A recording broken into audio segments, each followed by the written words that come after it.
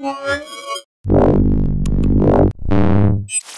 guys, Stu here from Mobile Geeks, and today we're going to give you a quick comparison of two of the most iconic devices of 2014. Here in my right hand, I have the OnePlus One.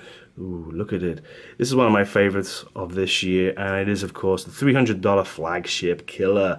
Now here on my left, we have maybe the flagship of all flagships, maybe the most important phone to be launched in 2014 in general. This is the iPhone 6 Plus, which is coming at you for a very much higher price of $800 or more. So let's just start with that caveat. Let's just start with $800? $300? Okay.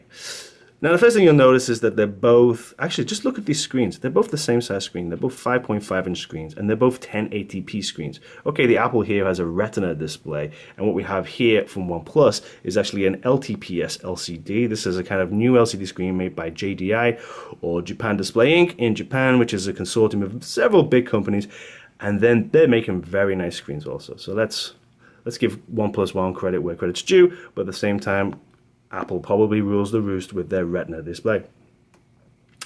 But one thing that's interesting to note is that if I just put them down side by side, you may notice that actually the iPhone is a little bit longer. In terms of device size, the iPhone comes in at 158 millimeters, whereas over here in the OnePlus One, we have 152.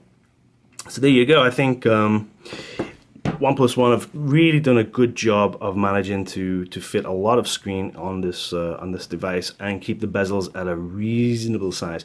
The bezels on the iPhone are certainly significantly bigger. Now you might prefer that when you're playing games or whatever, and you can hold it like this, I guess. But generally speaking, I think the Apple is actually a little bit big for what it is.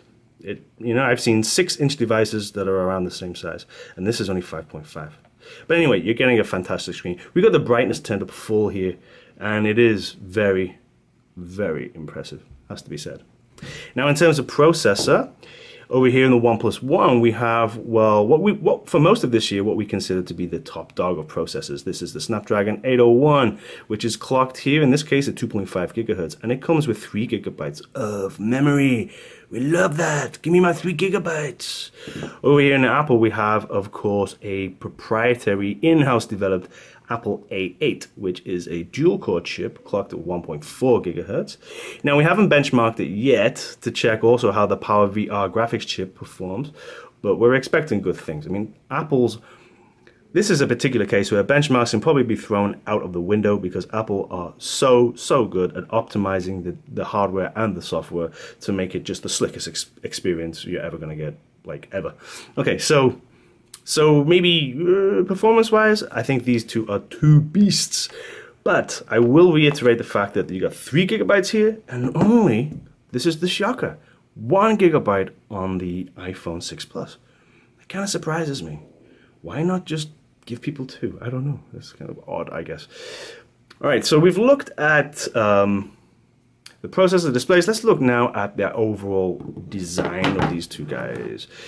Now, the iPhone, I mean, come on, this is like a unibody aluminum chassis, and it looks fantastic. It doesn't take any fingerprints whatsoever. Oh, maybe just here a little bit. But, and come on, it's thin as well. 7.1. This is great. This is 8.9. So, yeah, we're talking significant. But then again, this is in the center because we have a curved design here. So it's maybe a little bit unfair because it's actually much thinner around the edges. But the Apple device is significantly thinner, that's for sure. One thing about the finish, I mean, if you compare the finish, this is a very smooth finish. And it feels fantastic. But we are also huge fans of the finish here in the OnePlus One, which is, how do I say, it kind of feels like felt or a material, and you can mark it, but then, oh, that's very quickly gone. So it's almost kind of unscratchable, and it certainly does not attract any fingerprints at all.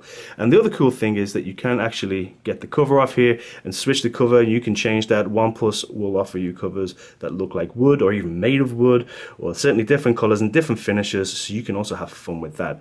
Whereas over here on the iPhone 6 Plus, you cannot take this apart and you cannot get to the battery. By the way, this is not a removable battery, but you can have it replaced. It's not for the, you might not want to do so as an end user yourself, but you can get in there and you can get it out. Whereas here, 1 or 2 years down the line, if your battery starts to suck, you are stuck with it. There's nothing you can do to get that out as far as I know. Okay, in terms of storage, these guys both come with 16 and 64 gigabyte offerings, but we're focused today on a 16 gigabyte. So in terms of price reference and everything else, these are 16 gigabyte devices, which I think is sufficient. Although both of them suffer from the same issue, that they do not support SD cards. That's kind of annoying, especially with the OnePlus, because you can get into the back, so why not offer SD card support? Apple, of course, no chance. Right, on the back here, you're getting an 8 megapixel camera, and on the front you're getting a 1.2. Now, Apple's camera technology has always been, should we say, best in its field, best in class, let's say, put it that way. But over here, the OnePlus One is not so bad either. It's got a 13 megapixel shooter on the rear and a 5 megapixel on the front, which is pretty impressive. I've got a feeling, though, that the Apple's going to wipe the floor with the OnePlus when it comes to cameras. We're going to do a full camera review of the iPhone 6 Plus and the iPhone 6, so comparing it to Sony and Samsung, so look out for that. We'll get you more details on just how that performs. Let's also focus on battery. In terms of battery, you're getting a 3,100 milliamp hour here, and from excuse me, from Apple, you're getting a 2,915 milliamp hour job inside here. Both phones are offering very, very good battery life. In fact, you're going to get 2 to 3 days from either of these guys, no problem whatsoever.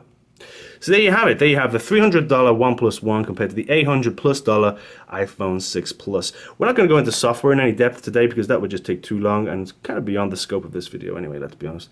But yeah, Android in cyanogen form versus iOS. Yeah, I mean, that's a whole story in itself. So anyway, I hope you guys enjoyed this. This is a quick comparison of the OnePlus One and the Apple iPhone 6 Plus.